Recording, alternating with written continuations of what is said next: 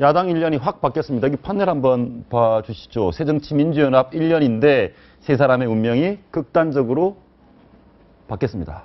조장님께 정치 담당을 하시니까 네. 이 당시 1년 전에 김한길, 안철수 손잡고 우리 새정치민주연합 합시다 할 때 이렇게 되실 줄 혹시 예측을 좀 하셨습니까? 그때는 못했죠. 정말 딱 1년이 됐네요. 작년 예. 3월 2일 날 예. 아주 기습적으로 합당 선언이 있었습니다.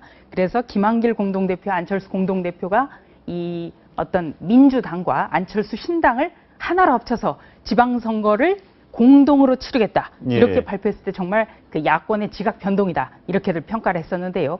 그 시스템이 불과 넉 달밖에는 못 갔습니다. 바로 7월 재보궐선거 때 바로 김한길, 안철수 두 공동대표 체제가 막을 내렸고요. 그리고 한참 그 비대위 체제로 새정치민주연합은 들어섰습니다만 예상대로 친노의 좌장인 문재인 의원이 2월 8일 날 당대표로 출마를 했고 또 당선이 됐죠. 이 세 분의 지난 1년의 명암을 보면 그런 얘기 합니다. 결국은 개파가 승리한 게 아니냐. 개파가 없이는 뭐 본인의 이미지, 선명성 뭐 애써도 안 되는 거 아니냐. 이런 얘기들이 있거든요. 사실은 뭐 될 대로 된 거죠. 될 대로 된 겁니까? 될 대로 된 거라는 표현이 뭐 들으시는 분들은 굉장히 언짢으실런지 모르겠습니다만은 저는 작년에 3월 2일 말씀하셨죠. 저는 그날 모 방송에서 방송 기자회견 한다길래 듣다가 한마디 뒤로 넘어갈 뻔했어요. 왜요? 그때 1월 달에 1월 21일입니다만은 새정치 연합이었습니다. 새정치 연합을 갖다가 창당하겠다. 이게 제주 선언이에요.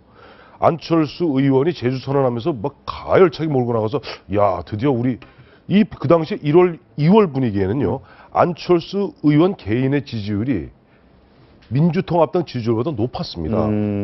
야 그래서 이거 육사지방선거 이제 얼마 남지도 않았는데 이거 저 민주통합당 이제 망하는 거 아니냐 이런 분위기에서 안철수 의원 턱하니 잡고 김한길 의원하고 손잡고 내가 들어가서 호랑이 잡으러 들어간다 그러길래 저 양반 저 오래 못 갈 텐데. 한번 들어보겠습니다. 그때 어떤 얘기를 했는지. 저희가 이 얘기를 듣는 것은 사실 지금 정치 상황과 이어지기 때문인데 한번 들어보시겠습니다. 정부와 여당은 대선 때의 거짓말에 대한 반성과 사과를 하지 않고 오만과 독선으로 가득 차 지방선거를 앞두고 또다시 국민을 기만하고 있습니다.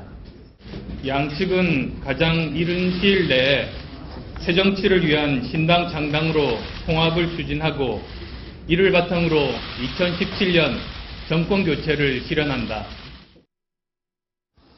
저는 그때 기억나는 게 예. 안철수 의원이 얼마 안 있어서 들어가더니 아유 호랑이 굴에 들어갔더니 호랑이가 없더라 그래서 내가 아이고 호랑이 입속에서 호랑이가 보이나 속으로. 예. 그러니까 너무 보면은 정치 그 당시 기억하실 겁니다. 윤여준 예. 고문 같은 윤여준 전장 같은 굉장히 걱정을 많이 했어요. 그리고 사실 김한길 당시 공동대표 같은 경우도 당내 지분이 그렇게 많은 분은 아니거든요. 예. 그 당내 지분이 별로 없으신 김한길 대표 그 다음에 안철수 의원 사실은 어떻게 보면 구름당 당수라 할 정도로 붕 떠 있으면서 어떻게 보면 자기 새 정치를 쭉 밀고 나갔으면 민주통합당이 붕괴됐을 가능성도 있습니다. 근데 6.4 지방선거 앞두고 어떻게 보면 철저하게 김한길 대표에 의해서 안철수 의원 두 분이 손잡은 바람에 서로 어떻게 서로 불쏘시개가 돼버린 거예요. 그러면서 불쏘시개. 문재인 의원 같은 경우, 친노 같은 경우는 사실 2012년 총선 대선 거치면서 대선 끝나고 뭐라고 그랬어요? 자, 친노들 자중하라. 그래서 2013년 5월 4일 민주통합당 김한길 체제 출범할 때 이야기합니다. 친노들은 앞으로 당권 근처에 얼씬도 하지 마라. 그런 어떤 절치부심의 세월을 갖다가 거의 1년 가까이 보냈고 이 과정에서도 문재인 의원 같은 경우는 철저하게 배제돼 있었어요. 당내 가장 큰 개파의 수장임에도 불구하고 결국 제가 그래서 아까 될 대로 됐다는 게 뭐냐니까 우여곡절 끝에 올 28 전당대회에서 어쨌든 간에 정치는 현실이거든요. 가장 많은 현역 의원들 지역위원장들을 갖다가 어떻게 보면 그들이 모여있는 친노의 좌장인 문재인 의원이 대표되는 것이 현재 새정치민주연합으로 봐서 자연스러운 흐름이고 새정치를 추구했던 안철수 의원은 어떻게 보면 기득권 세력과 결합함으로써 자기 색깔을 잃어버렸고 그다음에 자기 힘이 별로 없었는 가운데 어떻게 보면 조금 부스터라고 그러죠.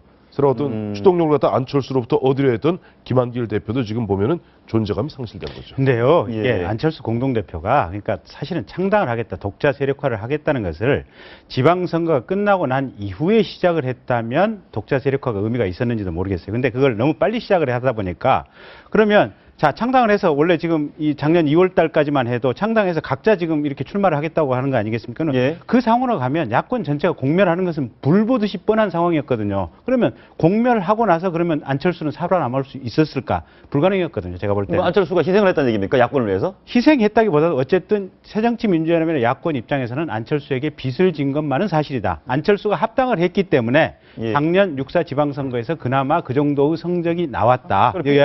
야권에서 안철수 빚을 냈으면 네. 야권에서 안철수한테 빚을 좀 갚아주려고 합니까? 근데 이제 그거는 별개의 문제죠. 별개의 아니 문제입니까? 정치라고 하는 것이 우리 국민을 위해서 존재하는 것이지 누가 특정인한테 빚진 것을 빚 갚으라고 존재하는 것은 아닙니다. 갚아줘야죠, 그래도. 아니 그건 나이반 생각이고요. 자 그러면 안철수가 우리나라 대한민국 국정을 담당할 만한 역량이 됐느냐? 사실은 많이 부족했다. 그 역량이 부족한 것을 보여준 게 어느 지점이냐? 730 재보궐선거 때 그 공천을 가지고 이리 찍고 저리 찍고 그다음에 당내 유력한 대권 주자로 될 만한 사람들 다 배제하는 정치를 하다가 결국은 730 재보궐선거에서 철저하게 패배를 했다. 그리고 나서 김한길 안철수가 저절로 물러날 수밖에 없는 구조였는데 그러니까 본인이 결국은 이렇게 빚을 주고 어떻게 보면 덕을 베풀었는데 자승자박이다. 예, 자승자박이다. 예. 예. 그거 하나 물어보겠습니다. 그러면 문재인 대표는 가만히 있다가 이렇게 이렇게 좋은 상황은 오지 않았을 테고 문재인 대표가 잘한 건 뭐가 있습니까? 예, 우선 조금 전에 그 황태순 의원님 발언과 관련해서 제가 조금 덧붙이고 나서 설명을 예. 드리겠습니다. 저는 이 세 분의 관계를 보면서 역시 정치는 세력이다. 이런 생각을 했습니다. 그러니까 김한길 공동대표가 재작년에 5.4 전당대회에서 당대표가 됐습니다만 그 이후로 계속 비주류였습니다. 그러니까 이 당대표라는 거는 당의 세력이 가장 많은 주류가 당선이 되는 게 보통인데 이 당내 비주류 세력에서 어떤 그 대선 패배에 대한 그 반감 때문에 비주류가 대표가 되다 보니까 대표가 돼서도 계속 세력의 어떤 고착화되질 못하고 흔들렸거든요.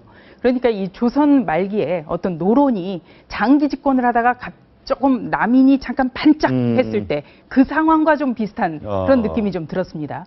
그렇기 때문에 김한길 공동대표와 안철수 공동대표가 그 작년 3월 2일 제가 볼 때는 일요일로 기억이 되는데요. 일요일이었어요. 일요일 네. 아침에 갑자기 기습적으로 선언을 했을 때부터 저 체제가 얼마나 갈 수 있을까 그랬군요. 이런 우려가 많았습니다. 그리고 이 친노는 잠깐 뒷방으로 밀렸지만 당의 확고부도한 주도 세력입니다. 그리고 워낙에 숫자가 많습니다. 그렇기 때문에 결과적으로 이 다시 한번 당의 주류로 되는 거는 어떤 시기의 문제지 너무나 뻔한 정해진 수순이었거든요. 예. 다만 이제 문재인 의원이 당대표가 되고 나서 그동안에 이제 그 2월 8일이니까 아직 한 달이 안 됐습니다만 일단 그 국립현충원에 간 것 그리고 또 전직 두 대통령을 그 야당의 대표로서 방문한 것 이런 건 굉장히 좋은 행보였고요. 또 하나 또 유관순 열사 기념관에도 갔습니다. 3월 1일 날 이런 어떤 중도를 껴안기 위한 그런 노력은 굉장히 중요한데 문제는 이 당내에서 잡음이 계속되고 있다는 게 문제인 어떤 거죠. 잡음이죠? 첫째는 이 당직 인선에서 탕평 인사를 반드시 그렇군요. 실현하겠다. 그 문제가 지금 받아들여지지 않아서 내일 처음으로 새정치민주연합이 호남에서 현장 최고위원회를 여는데 이 현장 첫 최고위 그것도 새정치민주연합의 심장과 같은 호남에서인데 여기에 주승용 최고위원이 갈지 말지 이것도 아직 결정이 안 된 상태입니다. 예. 안 가게 되면 굉장히 그 어떻게 보면 이 빠진 어떤 그런 독이 같은 예. 그런 형국이 되겠죠. 그리고 또 한 가지는 바로 내년 4월 총선을 벌써 욕심내는 듯한 그런 인상을 지금 주고 있다는 것.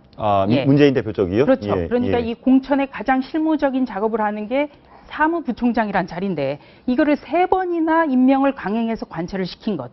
바로 이것 때문에 역시 문재인 대표는 전당대회 때 했던 약속을 다 지금 하나하나씩 파기하고 있다. 못 지키고 그래서 있다. 일각에서는 김대중 전 대통령의 같은 경우에 이 새정치민주연합의 정신적 지주지 않습니까? 이 행동하는 양심이 되라고 했는데 지금 행동하는 욕심의 모습을 보이고 있다. 행동하는 이런 욕심이다. 비판도 나오는 겁니다. 예. 제가 보기에는 이제 그 안철수 대표하고 김한길 대표가 실패하게 된 것은 물론 이제 표면적으로는 이제 730 재보선에서 선거에서 실패라고 하는 그거가 이제 결론을 내려줬지만은 재보선 과정 이르기까지 둘이서 내세운 게 중도 외연을 확보하면서 새정치의 개념으로 확보해서 지지 세력을 확보하겠다는 거 아니겠습니까? 예. 그러나 과연 새정치의 비전과 새정치를 구체적으로 추진할 수 있는 이행 전략이 뭔지 미래지향적 정치를 하나도 못 보여준 거예요. 미래정치 가치가 뭔지. 대신에 대선 불복종에만 지나치게 매달리고 거리에만 나오는 이러다 보니까 국민들이 새정치에 대한 기대치를 충족시켜주지 못하는 데서 오는 실망감이 더 큰 거 아니냐. 그것이 730 재보선을 갔다. 아니 그러면 이 그래서 이 사람도 부분은, 실패한 예, 거다. 저는 그렇게 보고. 김한길 공동대표하고 안철수 대표는 네. 이제 기회 없습니까? 왜 없어요? 정치판에서 보면 유명한 게 있죠. 김종필 전 국무총리 말씀을 그대로 빌자면 정치판에서 내일 일을 얘기하면 귀신이 웃어요. 그다음에 꺼진 물도 다시 보자입니다. 예. 왜냐하니까 문재인 앞서 우리 조수진 차장이 굉장히 중요한 팁을 하나 준 거예요. 뭐냐니까 지금 만약에 문재인 대표가 그동안 친노들이 욕을 먹었던 친노 패권주의적 모습을 드러내는 가운데 내년 공천을 앞두고 또 당장에 4.19 또 보선 있지 않습니까? 예. 이런 부분들에서 이분이 보니까 화장실 갈 때 얘기하고 화장실 나올 때 얘기 좀 다르네 하는 그런 어떤 여론들이 형성되다 보면은 지금 보면요. 문재인 대표의 지지율이 고공 상승하는 반면에 박원순 시장과 안철수 의원의 지지율이 좀 하락하고 있습니다. 왜냐니까 이 제로성 관계예요. 이쪽이 커지면 이쪽은 줄어들게 돼 있습니다. 근데 문재인 대표가 계속 잘하신다면은 그러면은 안철수 대표, 전 대표가 보면 자리 잡기가 쉽지 않을 텐데 예. 만약에 문재인 대표께서 혹여라도 그동안 질책을 받아왔던 친노 계파주의 내지는 친노 패권주의적 행태를 보이기 시작한다면 그때부터는 사람들 특히 보면은 여기에서 배제된 게 뭐죠? 친노 반대 비노 아닙니까? 예. 비노의 중심은 호남이에요. 호남에서 이번에 박지원 지금 후보 같은 게 나왔다 지금 어떻게 보면 3.5%포인트짜리 지지 않았습니까? 예. 어떻게 보면 조금 전전긍긍, 절치부심 이런 입장에 있는데 이들에 있어서 스타가 필요한데 스타 중에 안철수, 박원순 시장 이런 분들은 충분히 동교동계를 중심으로 한 이런 쪽에서는 문재인과 대항하는 대항마로 스타성이 있는 분들이거든요. 하기 나름이에요. 많이 보셨으니까. 그러니까요. 이게 예. 그러니까 새누리당도 아니 김무성 대표 결국은 비박의 지지를 얻고 당대표가 됐지 않습니까? 친박이 줄인데 비박이 당대표 되지 않습니까? 이번에 유승민도 마찬가지 아닙니까?